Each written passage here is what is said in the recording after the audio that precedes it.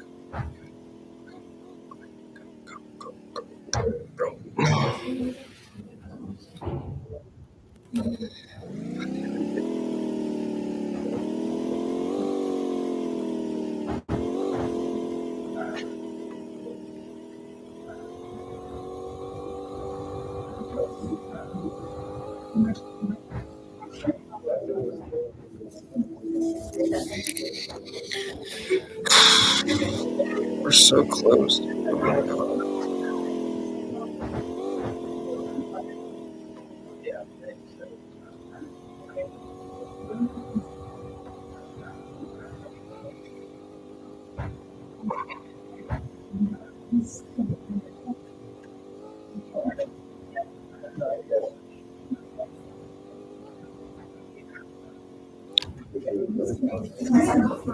the fuck?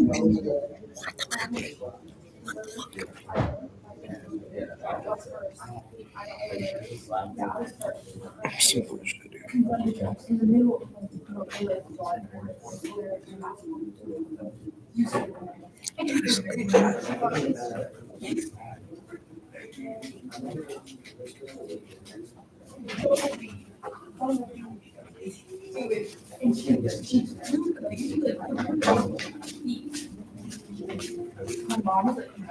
I have a minute 5?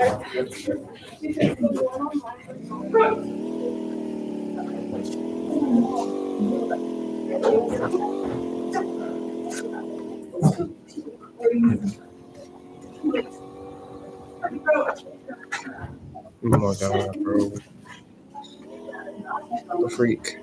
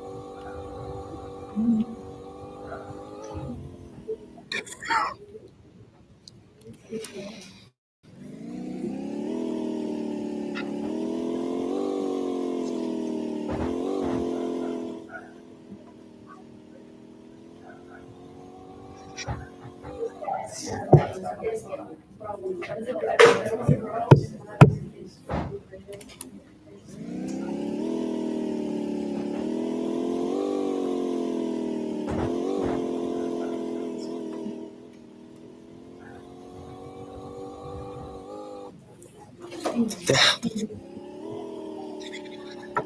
the freak?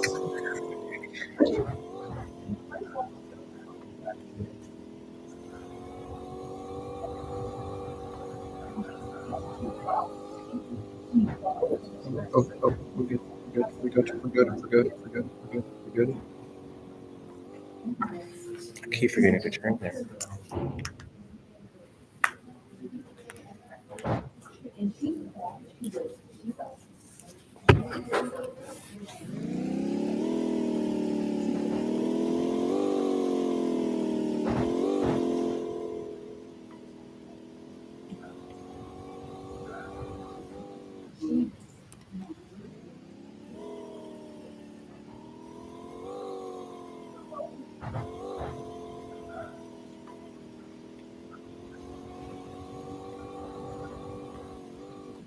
What the fuck?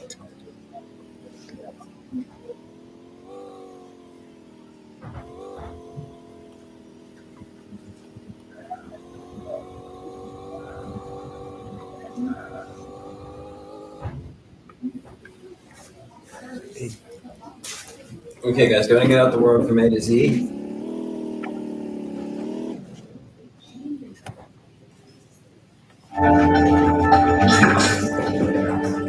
So there's a cold front sweeping across the U.S. this week. Temperatures have been pretty mild in Hong Kong, in the 70s by day and 60s by night. And that matters to the roughly 4,000 people who left into Victoria Harbor over the weekend, swimming from Hong Kong Island to Kowloon. The race is a 1K, just over 6/10 of a mile. It had to be canceled last year because of a typhoon. This time around, participants faced strong currents and significant waves during the crossing. That might have been one reason why two Olympic medalists who competed didn't win first place. The honors went to a pair of open water swimmers from Hong Kong, with the fastest man crossing in 17 minutes 48 seconds and the fastest woman in 19 minutes 18 seconds. Nobody said it was easy. Many swimmers struggled to stay on course. But those who spoke to the AFP news agency said it was a great experience and a lot of fun.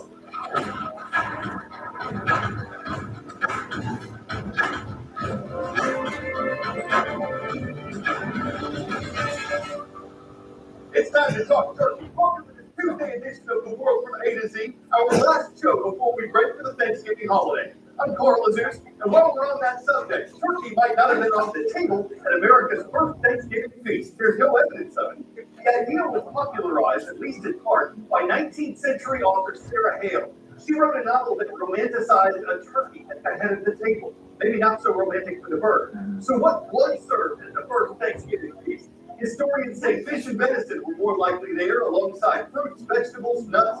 There aren't a lot of records to go by, but there is an account from a man who was at the event in the autumn of 1621. He recalls the harvest celebration, a gathering with the feast and games shared by English settlers who arrived in Massachusetts in 1620 and the Native Americans who lived in the area long before that. President George Washington declared a day of public thanksgiving and prayer in 1789. President Abraham Lincoln proclaimed what would become the yearly holiday in 1863. Americans do a lot less farming and a lot more shopping than they did back in the day, and a traditional Thanksgiving feast for 10 people will cost a little less this year, according to the American Farm Bureau, a farming advocacy group. Factoring in the prices of turkey, stuffing, sweet potatoes, carrots, pumpkin pie mix, dinner rolls, whipping cream, anyone else getting hungry? The group found the ingredients would run just over $55 this year, about $5.50 per person, an average that's slowly but steadily decreased since its record high cost in 2022. Which of these American holidays was commonly celebrated in late November before Thanksgiving became an annual event? Armistice Day, Evacuation Day, Flag Day, President's Day. Flag Day. Dating back to the late 1700s, a holiday known as Evacuation Day used to be more widely observed before Thanksgiving grew into popularity.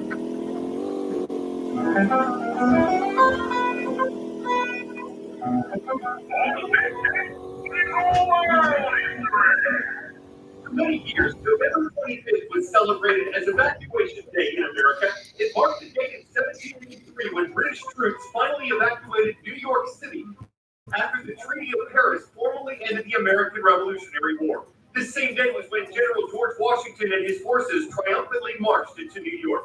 This was the date in 1952 when a play by Agatha Christie opened on London's West End. It was a murder mystery called The Mousetrap, and it would go on to log the thousands of performances. You can still see it on its way to becoming the longest-running play ever. And on this date in 1999, a 5-year-old Cuban boy named Elian Gonzalez was rescued 3 miles off Florida's coast after his mother and several others he was with died while trying to flee Cuba for the U.S. When he stayed in Miami, Elian became the subject of an intense political battle between the U.S. and Cuba. The following April, he was controversially removed from the house where he was living and returned to his father in Cuba. Elian later became an engineer and politician. It's not a fashion statement, it's a weight vest. These have been around for decades, notably in military training, but in recent years they've exploded in popularity as fitness tools. They do increase the risk of sports injury if they're not used properly. They put additional strain on your knees and hips.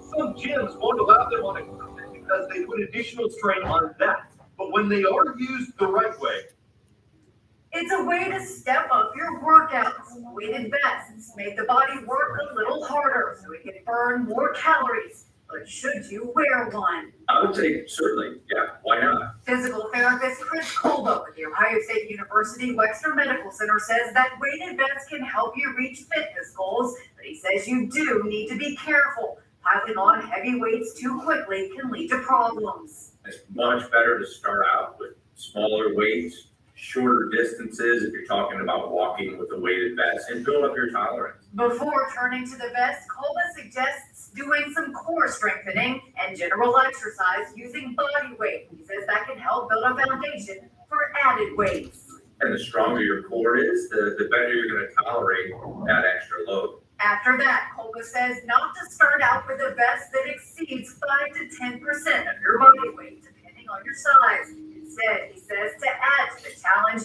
by increasing the speed or distance of the walk or run. Adding hills and flat land for intervals can also help. I'm Amy Gaither. there's a community in Colorado that got its start as a mining town about 150 years ago. In addition to navigating the environmental concerns surrounding silver mining, which can include chemical waste, soil contamination, erosion, habitat loss, the company that's still in operation has struggled with financial problems in recent years.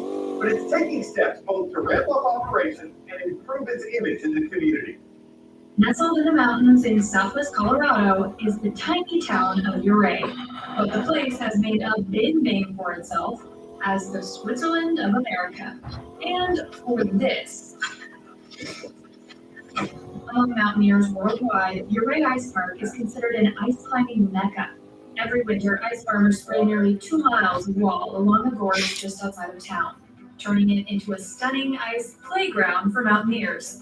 But due to decades of drought, it can be a struggle to supply the nearly 200,000 gallons a night needed to transform the canyon. A number of years ago, we did have some water shortages, right? Because it all comes out of the city tank, and that's not allowed to drop below a certain level for fire hazard and things like that. If water tanks are low, the park can't farm ice, even if conditions are perfect.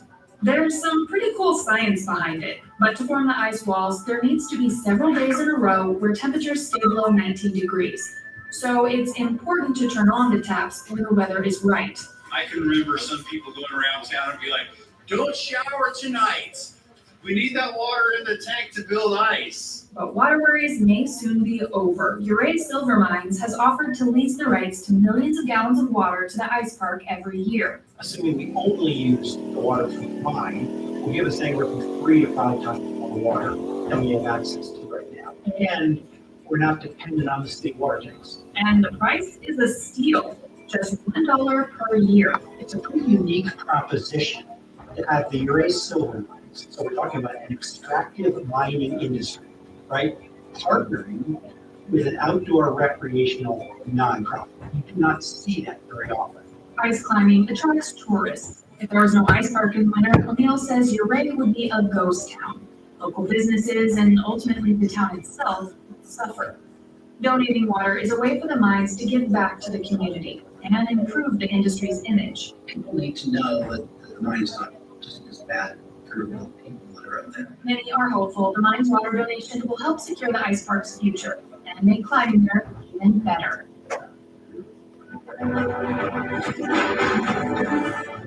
Working in an extra mission today is our last show of the week. We'll start with Margaret in Castalia, Ohio, for Mrs. Gray's class. Let's go polar bear. The Trojans of Washburn, Missouri are next. Mrs. Rollins' class. We see you in Southwest Middle School. Benjamin Bossy High School is where the Bulldogs are hunkered down from Evansville, Indiana. Welcome to Mrs. Rollins' class. And how about the Pumas of Charlotte? Mr. Hernandez's class is here from Palisades High School in North Carolina.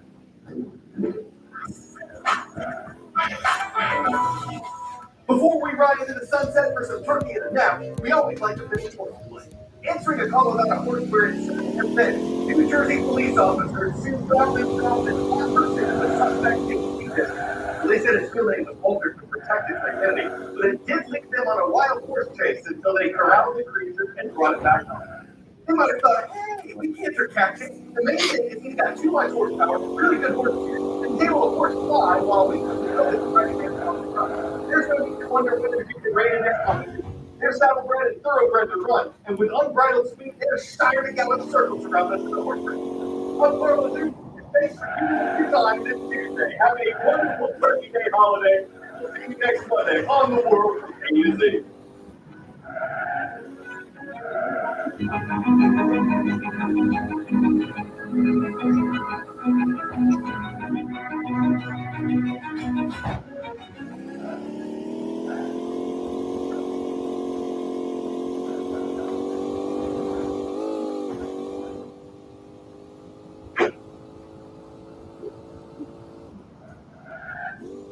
Hey guys, your presidential hats information here.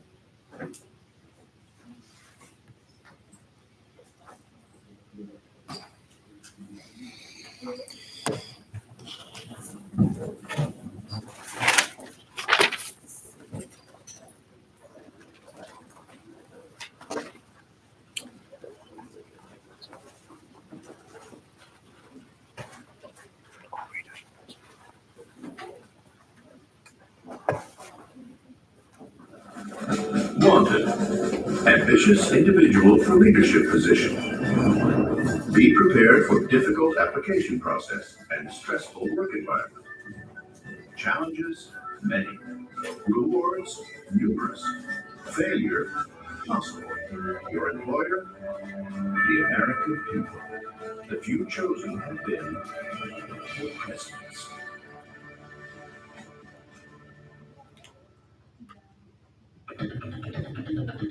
On January 20th, 1945, Franklin Delano Roosevelt was inaugurated for an unprecedented fourth presidential term. For the past 12 years, he had successfully guided the nation through the Great Depression and was in the midst of leading it toward victory in World War II. For many Americans, he was the only president they had ever known. But unbeknownst to the public, he was in failing health. On April 12, 1945, FDR's third vice president in 4 terms, Harry S. Truman, received an urgent call. Only 3 months into his new job, Truman was asked to come quickly, but quietly, to the White House. Waiting for him was not FDR, but the First Lady. "Harry," she said, "the president is dead." Stunned, Truman responded, "Is there anything we can do for you?" "No," however, replied, "Is there anything we can do for you?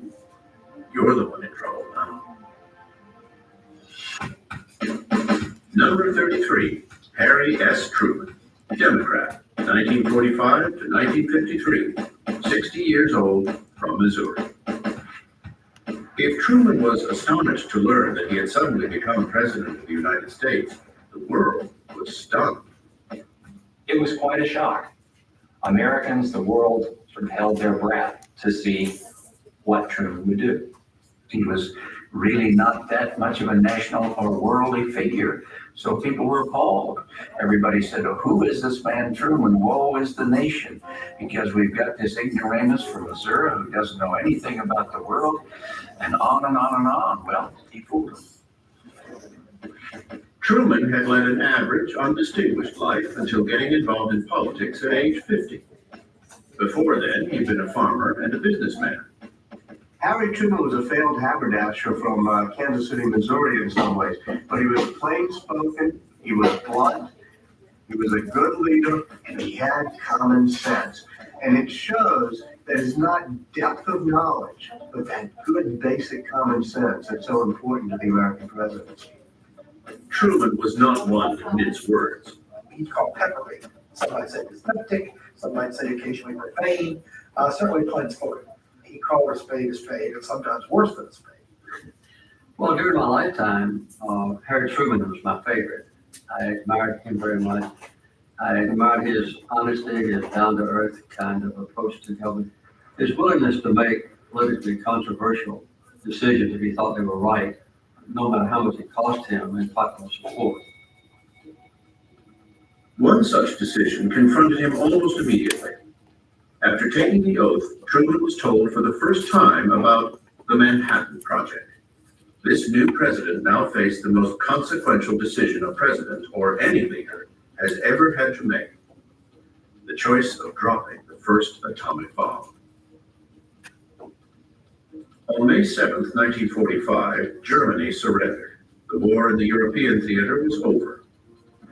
Yet the U.S. was still preparing for what looked to be a costly invasion of Japan. The estimates were any place from 1 million to 500,000 casualties if you invaded Japan. You had this weapon. And I think this was a clear-cut decision, and old Harry Truman's Missouri common sense just came through. I deem this reply a full acceptance of the Potsdam Declaration, which specifies the unconditional surrender of Japan. On August 15, 1945, the Japanese surrendered. World War II was over. Truman's initial decisiveness would come to define his presidency. He believed that it was important, both for his own political credibility and also for the position of the United States, this critical moment at the end of the war, to make decisions and stick with it. He did adopt the motto that the buck stopped here, meaning the desk of the president. And that was something that a lot of people came to admire. Although the war had ended, a new struggle was beginning. The United States versus the USSR. Capitalism versus communism. He gathers what we call the wise men, these great titans of foreign policy, to come help him figure out how to deal with the Soviet Union.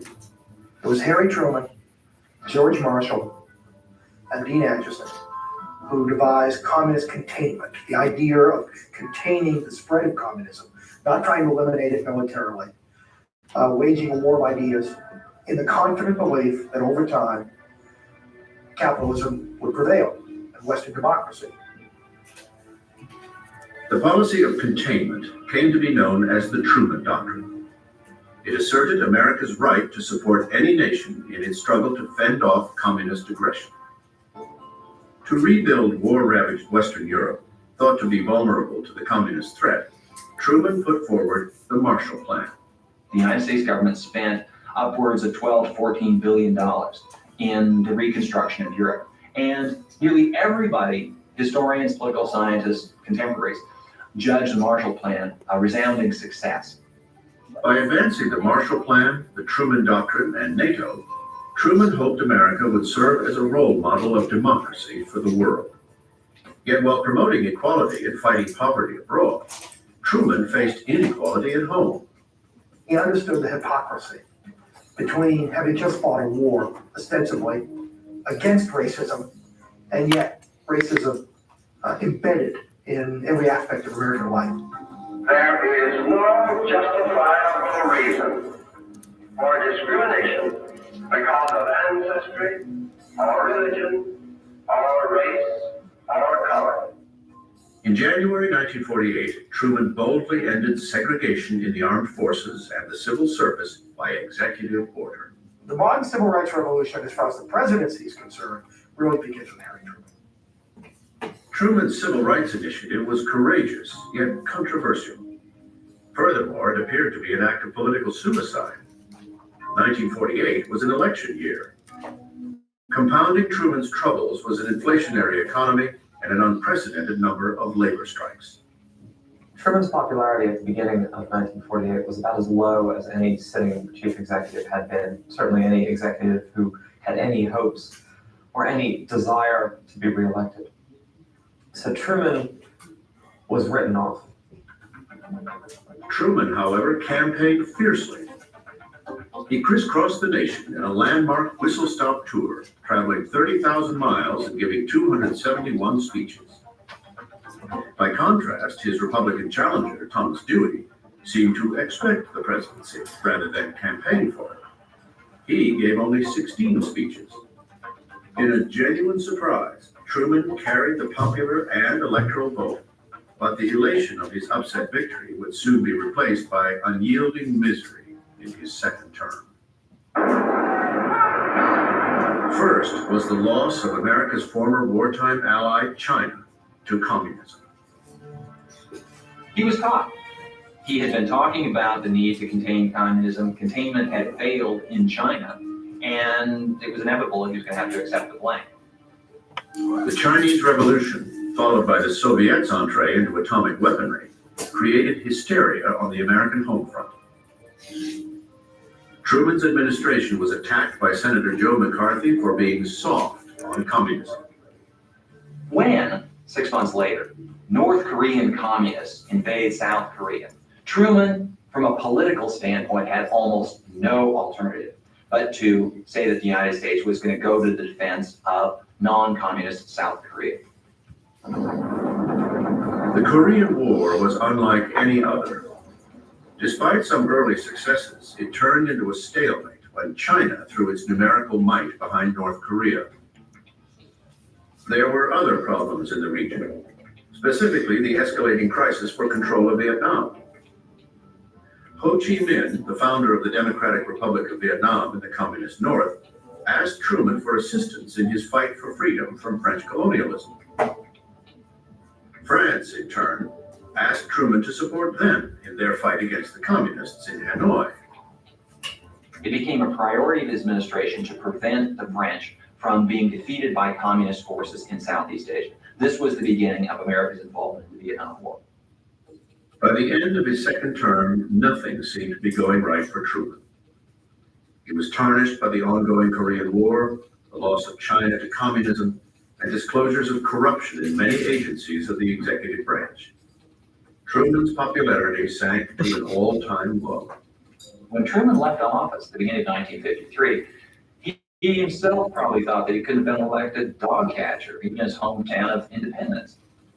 It would be decades before Truman would be appreciated for his adept conclusion of the Second World War, the highly successful Marshall Plan, and the first bold steps to end racial segregation.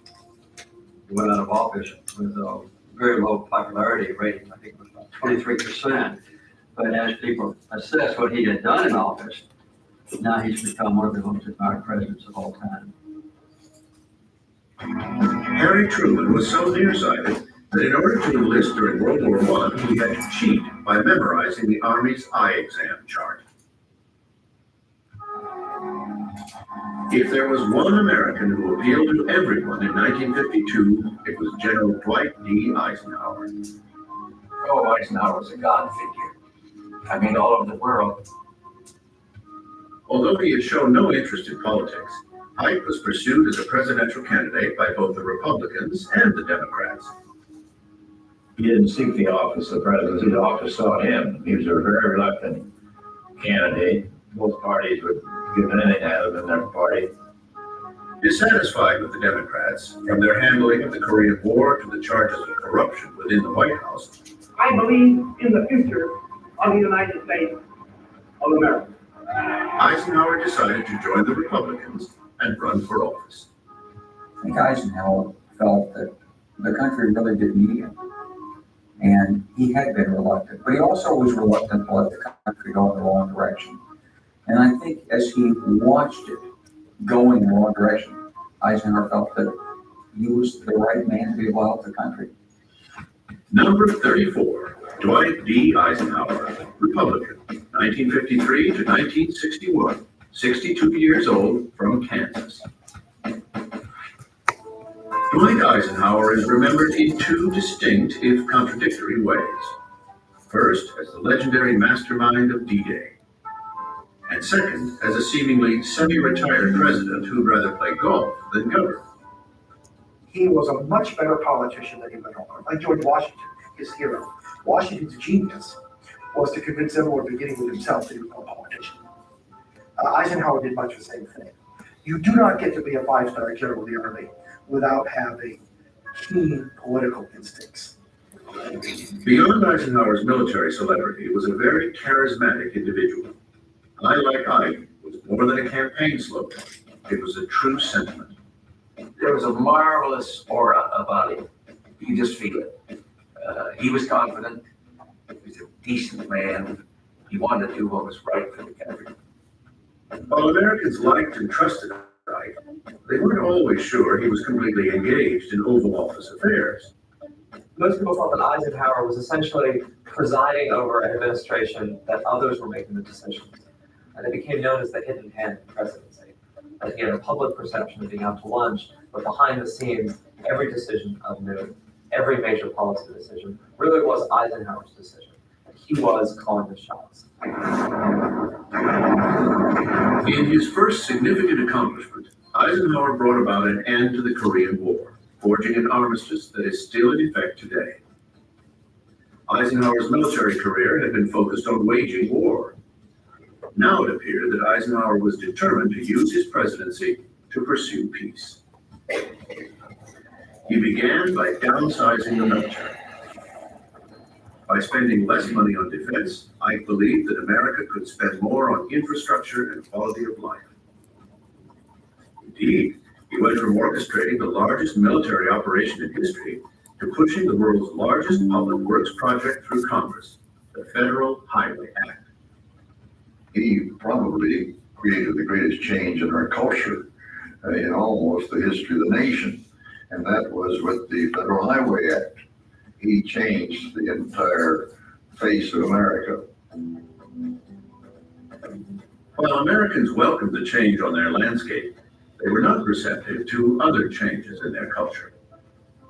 One of the great unresolved issues after World War II was whether or not African Americans would be forced to continue to live in a segregated society. In 1954, the Supreme Court banned racial segregation in public schools with its landmark ruling in Brown versus the Board of Education. Although Eisenhower had appointed Chief Justice Earl Warren, the motivating force behind the revolutionary ruling, Eisenhower publicly distanced himself from the decision. He felt that it was disruptive, he thought it was an inappropriate role for the federal government, and he really thought that it wasn't yet time for desegregation, or the country wasn't very ready for it, the South wasn't very ready for it. Eisenhower was paying more attention to foreign affairs. In 1954, after the French were defeated in Vietnam and the country was split in two, Ike pledged his support for the pro-Western